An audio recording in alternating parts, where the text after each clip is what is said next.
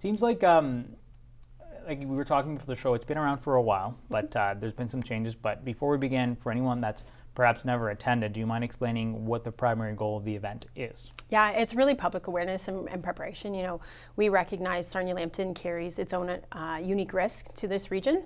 You know, living in an international border, we also have the petrochemical facilities located close by. So it's really about, you know, promoting to the community what those risks are and making sure that they know, you know, how they can prepare themselves, and also giving a glimpse into the response agencies and the organization that we have set up in this area to be able to handle emergencies should anything happen. Yeah, and one thing that sometimes people don't think about, you know, sometimes people think, okay, I should have a kit ready in my home, but then there's people who say, well, I should have a kit ready in my home and in my car at all times. Absolutely. Yeah. Is that something that will be talked about there, or even like different ones handed out? Yeah, we do cover that, and we have a draw at the bases booth. We'll have a draw for a 72-hour emergency kit.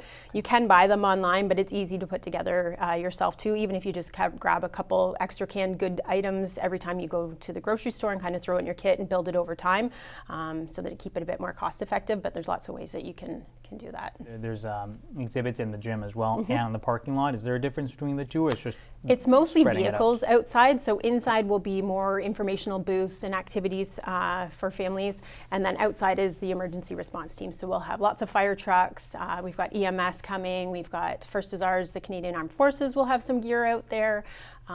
There's lots. We've got lots. We've got Mammut is bringing a crane this year to do some demonstrations on how they can do rescue lifts with their buckets. Oh wow! Yeah, so lots of fun stuff. We might even have a surprise guest that joins us from the air. That's pretty exciting. Well, thanks for prompting that.